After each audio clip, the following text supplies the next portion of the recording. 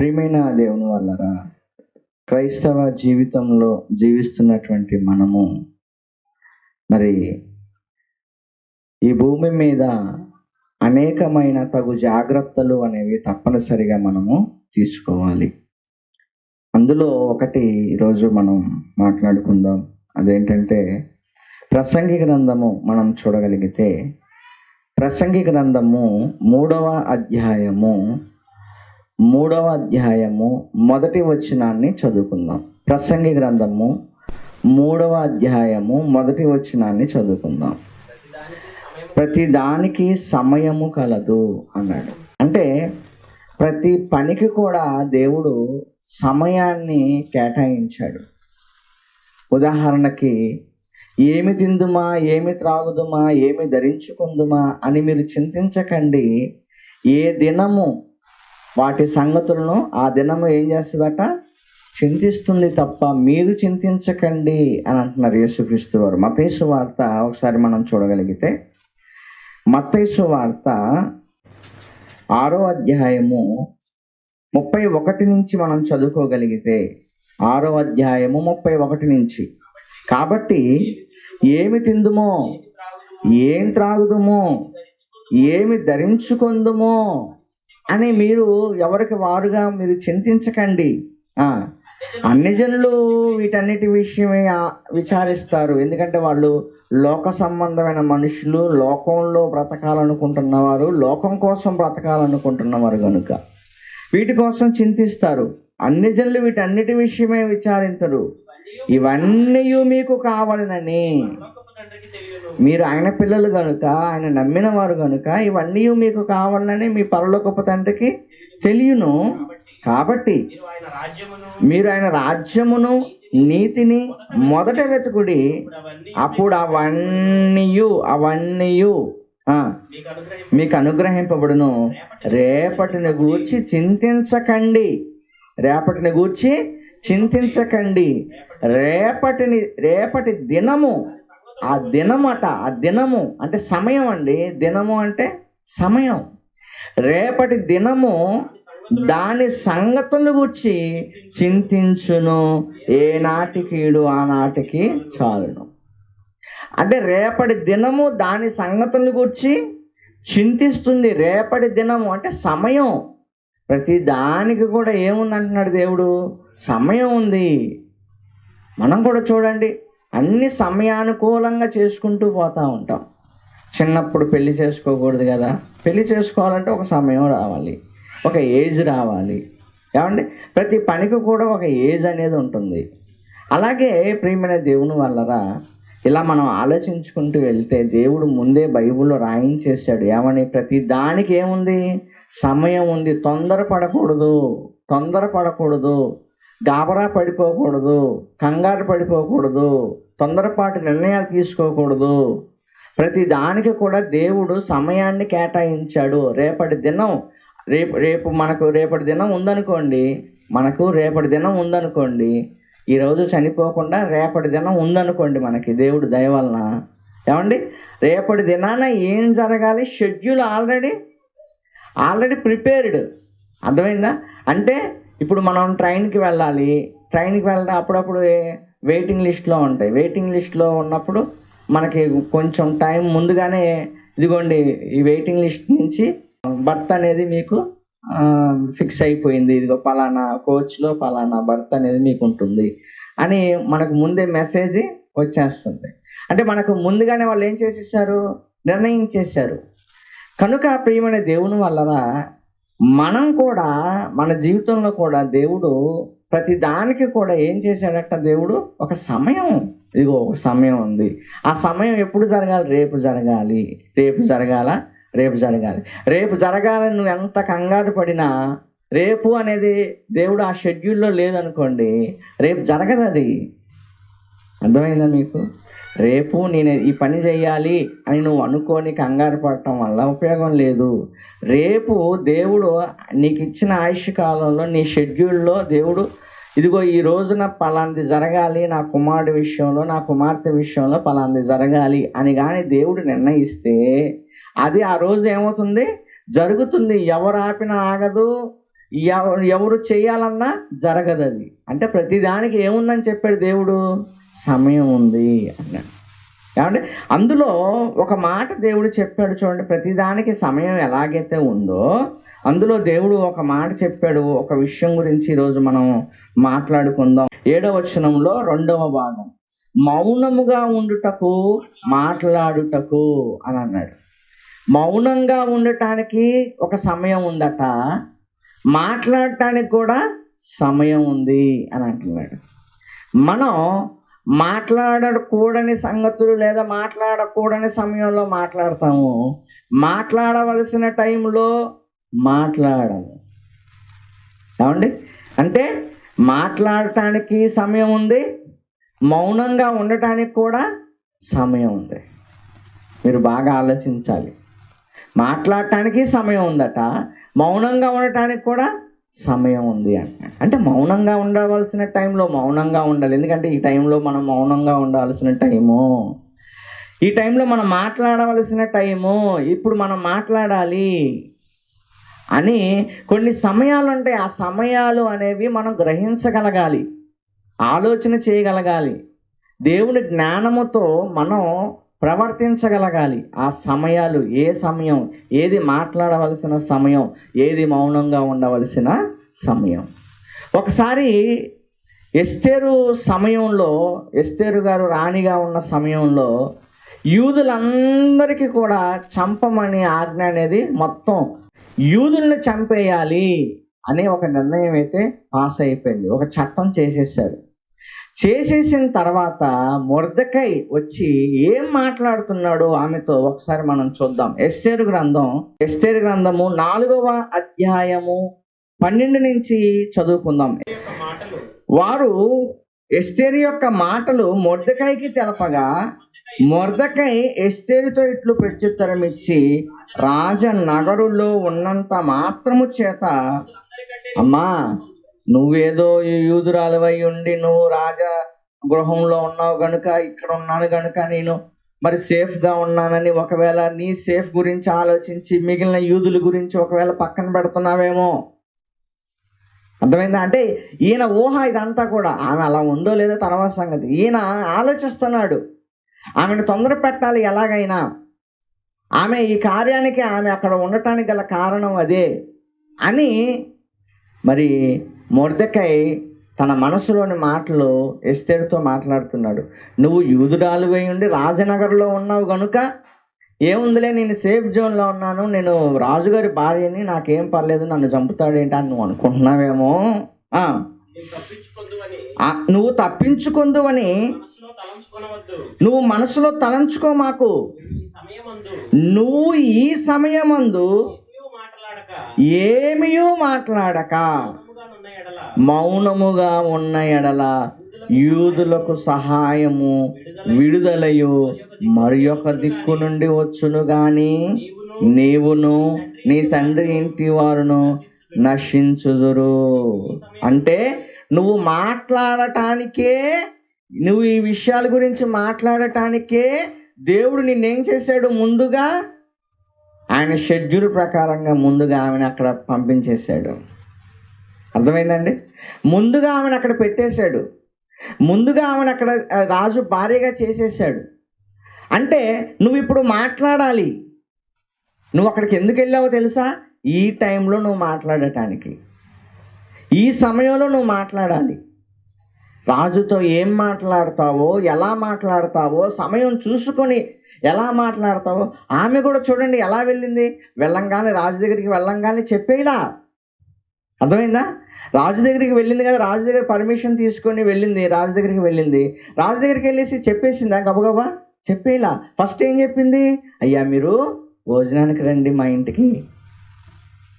అంటే అది వెంటనే చెప్పేది కాదది. అది దేవుని జ్ఞానం ఉన్న వాళ్ళకి ఉంటుంది ఇదంతా కూడా. దేవుని జ్ఞానం లేనివాడు ఏది పడితే అది మాట్లాడుతూ ఉంటాడు. ఎప్పుడు పడితే అప్పుడు ఏది పడితే అది మాట్లాడతాడు. చూడండి ఆమె ఎంత దైవ జ్ఞానంతో ఎప్పుడు మాట్లాడాలి, ఏ సందర్భంలో మాట్లాడాలి, ఎలా తీసుకురావాలి ఈ విషయాన్ని అని ఆమె ఎంత ఆలోచించిందండి. రాజు దగ్గర పర్మిషన్ లేకుండా వెళ్ళిపోయింది. దానికి ముందు ప్రార్థన చేసుకుంది, అందరి చేత ప్రార్థన చేయించింది. దానికి ముందు ప్రార్థన చేసుకుంది, తర్వాత వెళ్ళింది, కనపడంగానే అయ్యా ఇది పరిస్థితి అని చెప్పలా. మీరును వాడున్నాడు కదా హామాను, మీ ఇద్దరు కలిసి భోజనానికి రండి మా ఇంటికి అంతే. ఫస్ట్ టైం చెప్పలా, అప్పుడు కూడా చెప్పలా. ఆలోచిస్తుంది ఎలా చెప్పాలి, ఎలా తీసుకురావాలి, విషయాన్ని ఎలా తీసుకురావాలి ఆలోచిస్తుంది. అప్పుడు కూడా చెప్పలా. మళ్ళీ ఇంకొక కోరిక ఉందయ్యా, మళ్ళీ ఇంకొకసారి భోజనానికి రండి అంది. సెకండ్ టైం ఇక చూసుకుని ఆయనకి అర్థమైపోతుంది, ఏదో నన్ను అడగాలనుకుంటుంది. అప్పుడు అడుగుతూనే ఉన్నాడు, ఫస్ట్ నుంచి అడుగుతూనే ఉన్నాడు, ఏదో అంటే ఆయన మెంటల్గా ప్రిపేర్ చేసింది. ఆయన ఏం చేసింది? మెంటల్గా ప్రిపేర్ చేసింది. ఏదో అడగాలనుకుంటుంది నా భార్య, ఆమెకి ఏదో కావాలి, చెప్పలేకపోతుంది. అలా మెంటల్గా ప్రిపేర్ చేసింది. ఎప్పుడు అడగాలో అప్పుడు అడిగింది, ఎప్పుడు మాట్లాడాలో అప్పుడు మాట్లాడింది. దైవ జ్ఞానం కలిగిన వాళ్ళు చేసే పనులు ఇవి. ఏమండి, అందుకే మొర్దెకై అన్నాడు, ఏమని? తల్లి, నువ్వు ఈ టైంలో మౌనంగా ఉండటానికి వీల్లేదమ్మా, ఈ టైంలో నువ్వు మాట్లాడాలి. అంటే మాట్లాడవలసిన సమయం వచ్చింది. ఆ మాట్లాడటం కూడా, దానికి కూడా మళ్ళీ సమయం ఉంది. ఎందుకంటే ఎక్కడ చిన్న పొరపాటు జరిగినా మొత్తం యూదులందరూ ఇంకా లాస్ట్ ఛాన్స్ అన్నమాట. ఇంకా అది ఆమె చేతిలో లాస్ట్ ఛాన్స్ అది. ఇక ఆ ఛాన్స్ మిస్ అయిపోతే దేవుడు చేయాలనుకుంటే దేవుడు చేస్తారు, అది వేరే విషయం, పక్క విషయం అది. అదేగా మొర్దెకై కూడా చెప్పింది, అమ్మ నువ్వు మాట్లాడిపోయి ఏదో ఒక దిక్కు నుండి మాకు సహాయం అయితే అందింది, కానీ నువ్వు మాట్లాడనందుకు నీ కుటుంబం నశించిపోద్ది అన్నాడు. అనలేదు? చూడండి ఏమన్నాడు? నీవును నీ తండ్రి ఇంటి వారును నశించిపోతారు. అంటే మాట్లాడాలి, ఆ టైంలో నువ్వు మాట్లాడాలి. ప్రియమైన దేవుని వాళ్ళరా, మాట్లాడవలసిన టైము చూసుకోవాలి, దానికోసం మాట్లాడాలి. సమయ సందర్భాలు ఉంటాయి, పరిస్థితులు గమనించుకోవాలి, వాటన్నిటిని బట్టి మనం మాట్లాడాలి. అప్పుడు మనం ఏది మాట్లాడతామో దానికి ముందు ప్రార్థన చేసుకోవాలి. అర్థమైందా? దానికి ముందు ఏం జరగాలి? ప్రార్థన జరగాలి, దేవుడితో నువ్వు చెప్పుకోవాలి, తర్వాత నువ్వు మాట్లాడాలి. అప్పుడు నువ్వు ఏదైతే అనుకుంటున్నావో, ఏదైతే ఒక మంచి పని అనుకుంటున్నావో ఆ పని అనేది ముందుకు వెళ్ళగలుగుతుంది. ప్రియమైన దేవుని వల్లరా, బైబిల్లో రాయబడిన మరొక మాట సామెతల గ్రంథము మనం చూడగలిగితే, సామెతల గ్రంథము 31వ అధ్యాయము, సామెతల గ్రంథము 31వ అధ్యాయము 8వ వచనం చూడండి. సామెతల గ్రంథము 31వ అధ్యాయము 8వ వచనం. మూగవారికిని దిక్కులేని వారందరికీ న్యాయము జరుగునట్లు నీ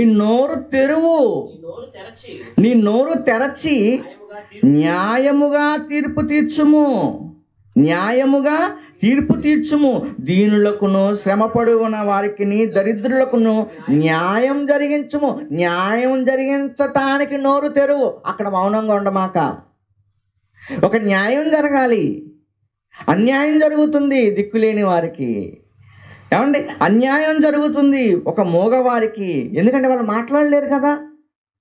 ఏమండి, కనుక వాళ్ళ తరపున దిక్కులేని వారికి, మూగవారికి వాళ్ళ తరపున నువ్వు మాట్లాడవలసిన సమయం ఉంది.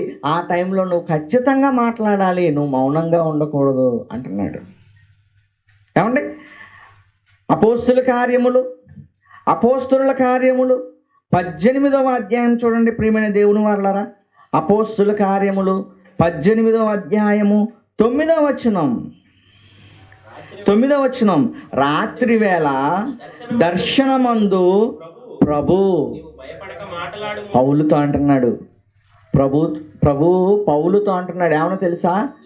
నువ్వు భయపడక మాట్లాడాలి, నువ్వు మాట్లాడాలి, మౌనంగా ఉండొద్దు.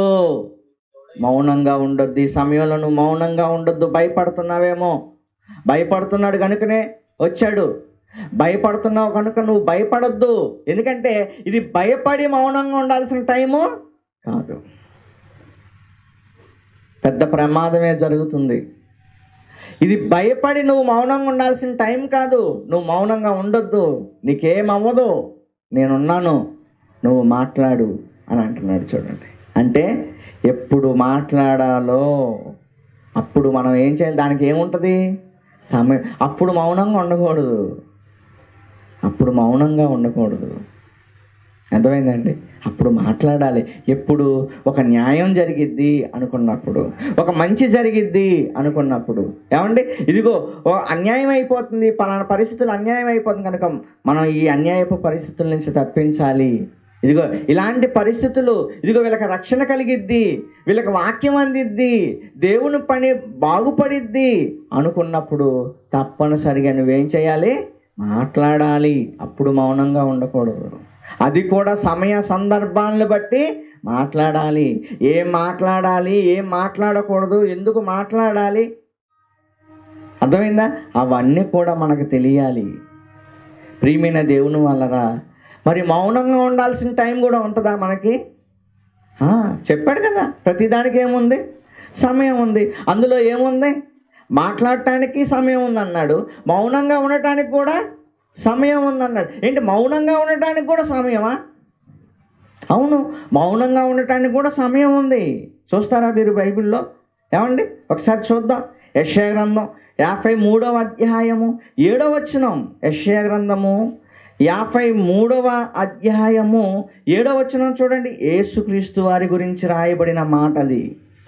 యెషయా గ్రంథం 53వ అధ్యాయము 7వ వచనం. అతడు దౌర్జన్యము నొందెను, బాధింపబడినను అతడు నోరు తెరవలేదు. ఎందుకు తెరవలేదు? బాధపడుతున్నావు కదా, నువ్వు మాట్లాడాలి కదా, నీకే కదా బాధ వస్తుంది.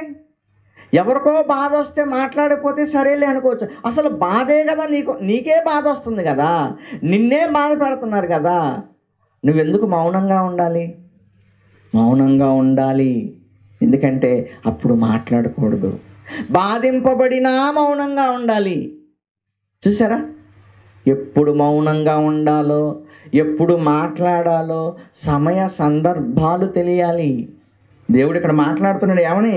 బాధింపబడినను అతడు నోరు తెరవలేదు.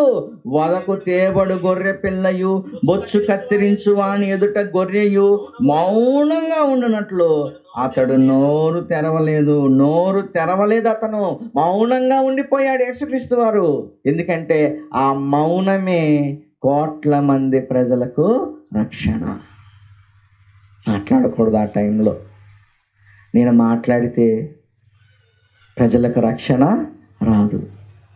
నేను మాట్లాడితే నేను ఈ యొక్క అన్యాయపు తీర్పు నుంచి క్షణాల్లో తప్పించేసుకుంటాడు ఆయన. పెద్దగా ఆయన ఆలోచించిన అవసరం లేదు. ఆయన మాట్లాడితే అప్పుడప్పుడు మనం చదువుకుంటాం కదా, మత్తయి సువార్త, లూకా సువార్త, ఈ సువార్తల్లో శాస్త్రులు, పరిసయ్యులు వీళ్ళందరూ వచ్చిన ఏదో ఆయన ఏదో చిక్కు పెట్టారని వచ్చినప్పుడు ఒక్క ప్రశ్న వేస్తాడు, ఎవడు సైలెంట్గా ఇంకెళ్ళిపోతాడు అందరం. అవునా కదా? ఒకే ఒక ప్రశ్న వేస్తాడు, ఒకే ఒక ప్రశ్న. ఆ ప్రశ్న వేయగానే ఎవడు మాట్లాడి వెళ్ళిపోతారు. ఏదో చేయాలని వచ్చేస్తారు యేసుప్రభు దగ్గరికి, ఆయన ఒక మాట మాట్లాడంగానే వెళ్ళిపోతారు. ఇక వాళ్ళ దగ్గర ఆన్సర్ లేదు. కానీ ఆయన బాధింపబడుతున్నా ఆ టైంలో ఆయన ఎలా ఉన్నాడు? మౌనంగా ఉన్నాడట. ఎందుకని? నేను ఇది మౌనంగా ఉండాల్సిన టైం, ఇది మాట్లాడే టైము కాదు. నా మీద అన్యాయం జరుగుతున్నా, అన్యాయంగా నా మీద నిందలు మోపుతున్నా నేను మౌనంగానే ఉండాలి అనుకున్నాడు. ఏమండి, నేను మౌనంగానే ఉండాలి. అపోస్తుల కార్యాలు 8వ అధ్యాయము 32వ వచనం చూడండి ప్రియమైన దేవుని వారలారా. అపోస్తుల కార్యాలు 8వ అధ్యాయము 32వ వచనం. అతడు లేఖనమందు చదువుతున్న, బాగా అదే ఇందా చదువుకున్నది అందులో ఏమనుందండి? అక్కడ రెఫరెన్సే ఇక్కడ చెప్పడం జరిగింది. అలాగే ఆయన నోరు తెరవకుండెను అనందు చూడండి 3వ లైన్లో, ఆయన నోరు తెరవకుండెను. మార్కు సువార్త మార్కు సువార్త 14వ అధ్యాయము 61వ వచనం చూడండి ప్రియమైన దేవుని వాళ్ళారా. మార్కు సువార్త 14వ అధ్యాయము 61. ఏమండి? అయితే ఆయన పైనుంచి చూడండి, పైనుంచి ఎందుకు ఆయన ఏమని ఆయన మీద మోపుతున్నారు? 56 అనేకులు ఆయన మీద. ఇందాకే ముందుగానే ప్రవచనం ఇలా జరుగుతుందని ముందుగానే ప్రవక్త ప్రవచించారు. ఏమండి? అనేకులు ఆయన మీద అబద్ధ సాక్ష్యము పలికినను వారి సాక్ష్యాలు ఒకదానికొకటి సరిపడలేదట. అప్పుడు కొందరు లేచి చేతి పని అయిన ఈ దేవాలయమును పడగొట్టి 3 దినాల్లో చేతి పని కాని మరి ఒక దేవాలయం నేను కట్టుదనని వీడు చెప్పుచుండగా వింటిమని ఆయన మీద అబద్ధ సాక్ష్యము చెప్పిరి గాని అలాగైనను వీరి సాక్ష్యము సరిపోలేదు. ప్రధాన యాజకుడు వారి మధ్యన లేచి నిలిచి, ఉత్తరమేమియో చెప్పవా? వీరు నీ మీద పలుకుచున్న సాక్ష్యమేమని యేసుని అడిగాను. అయితే ఆయన ఉత్తరమేమియో చెప్పక ఊరకనే ఉన్నాడట, మౌనంగా ఉన్నాడు. అప్పుడు కూడా మాట్లాడిన టైంలో మాట్లాడాడు. ఏ ప్రశ్నకు సమాధానం చెప్పాలో దానికి చెప్పాడు. ఏ ప్రశ్న దగ్గర మౌనంగా ఉండాలో మౌనంగా ఉండిపోయాడు. ఎందుకు? ఇదిగో ఈ టైంలో నేను మౌనంగానే ఉండాలి, ఈ ప్రశ్నకి నేను మౌనంగానే ఉండాలి. నాకు తెలుసు కదా, నేను చెప్పేస్తాను అన్నావు అనుకో, ఓకే, నీకు తెలిసింది నువ్వు చెప్తావు, ఓకే, కానీ ఏమైద్ది ఆలోచించుకోవాలి, ఏమైద్ది అనేది. అర్థమైందా? మౌనంగా ఉండాల్సిన సమయం ఉంది, మాట్లాడవలసిన సమయం ఉంది. నాకు తెలుసు కదా, నేను ఎట్ట మౌనంగా ఉంటాను అనకూడదు. ఆయన తెలీదా? యేసుప్రభు తెలీదా? తెలుసు. మరి ఎందుకు మౌనంగా ఉన్నాడు? నేను మాట్లాడకూడదు ఈ టైంలో మాట్లాడితే ఎంతోమంది ఏమైపోతారు? అసలు భూమి మీదకి రక్షణే ఉండదు. నా మీద వాళ్ళు అన్యాయంగా వేయాలి, వేసిన దానికి నాకు శిక్ష విధించాలి, నేను సిలువలో మరణించాలి. అప్పుడు కదా నా పవిత్ర రక్తం చిందింపబడి ప్రపంచ మానవాళికి రక్షణ వస్తుంది. నేను వాళ్ళు ఏదో అంటున్నారు కదా అనేసి నేను గబగబ మాట్లాడేస్తే నేను తప్పించుకోవడం నాకెంతో సేపు పట్టదు. అంటే మాట్లాడకూడదు అన్నమాట ఆ టైంలో. అవును, మాట్లాడకూడదు. కనుక నేనేం చేయాలి? మౌనంగా ఉండాలి. ఇప్పుడు నేనేం చేయాలి? మాట్లాడాలి. ఎందుకంటే ఒక అన్యాయం జరిగిపోతుంది. అర్థమైందా? ఒక అన్యాయం జరిగిపోతుంది కనుక నేను మాట్లాడాలి. ఇదిగో ఇక్కడ వీళ్ళు నశించిపోతారు కనుక నేను మౌనంగా ఉండాలి. ఎప్పుడు మౌనంగా ఉండాలి, ఎప్పుడు మాట్లాడాలి తెలియాలండి. తెలుసు కదా, ఏదో తెలిసింది కదా, లేకపోతే ఏదో జరిగింది కదా, నువ్వు మాట్లాడేసావు అనుకో, అవతల వాళ్ళకి రక్షణ కాస్త పోయిందనుకో, నువ్వు అయిపోతావు. దేవుడు చెప్పాడు, నువ్వు మాట్లాడే ప్రతి వ్యర్థమైన మాటకు నువ్వు దేవుడి దగ్గర ఏం చెప్పాలి? లెక్క చెప్పాలి. అసలు ఆ భయం ఎవరి దగ్గర ఉంది? ఆ భయం ఎవరి దగ్గరైనా ఉందా? ఏమండి ప్రియమైన దేవుని వల్ల, అరే మనం మాట్లాడితే దీనికి లెక్క చెప్పాలి. మనం మాట్లాడితే ఏం జరిగిద్ది? మాట్లాడొచ్చా? ఇప్పుడు నేను మాట్లాడాలి కదా, దీనివల్ల ఒక వ్యక్తికి న్యాయం జరిగిద్ది కదా, ఏమండి దీనివల్ల మంచి జరుగుతుంది కదా. మాట్లాడవలసిన టైం ఉంటుంది, మౌనంగా ఉండాల్సిన టైము ఉంటుంది. సమయ సందర్భాలు అనేవి మనం తెలుసుకోగలగాలి. దైవ జ్ఞానం కలిగిన వారంగా ఒక క్రైస్తవుడిగా దైవ జ్ఞానం కలిగిన వాడిగా మనకి జ్ఞానం ఉండాలి. అలా ఉంటేనే మనం ముందుకు వెళ్ళగలుగుతాం. కనుక దేవుని పిల్లలుగా మనమందరం ఏది మాట్లాడాలి, ఏది మనం మాట్లాడకూడదు, ఏది చెప్పాలి, ఏది చెప్పకూడదు, ఎప్పుడు మాట్లాడాలి, సమయం, ఇదిగో ఇది సమయం, ఇదిగో ఇప్పుడు మౌనంగా ఉండకూడదు, మనం మాట్లాడాలి. ఇదిగో ఇది సమయం, మనం మాట్లాడాలి కనుక మాట్లాడాలి. ఇదిగో ఈ సమయంలో మనం మౌనంగా ఉండాలి. యేసుప్రభు అంతటి వాడే, అన్నీ తెలిసిన వాడే, మౌనంగా ఉండాల్సిన సమయం తెలుసుకున్నాడు, మౌనంగా ఉండిపోయాడు. చెప్పండి, ఎందుకంటే ఒక రక్షణ జరగాలి, ఒక దేవుడి పని జరగాలి. కనుక ఈ సమయంలో నేను ఎలా ఉండాలి? మౌనంగా ఉండాలి. మౌనంగా ఉండి మనం దేవుడి పని చెయ్యాలి. ఇదిగో మాట్లాడి మనం దేవుడి పని చెయ్యాలి. కనుక దేవుని పిల్లలుగా దైవ జ్ఞానం కలిగిన వారిగా, దేవుని వాక్యాన్ని తెలుసుకున్న వారిగా, ప్రతి మాటకు లెక్క చెప్పాలనే భయం కలిగిన వారంగా ఈ భూమి మీద మన జాగ్రత్తలో మనము ఉండాలి. ప్రార్థన చేసుకుందాం.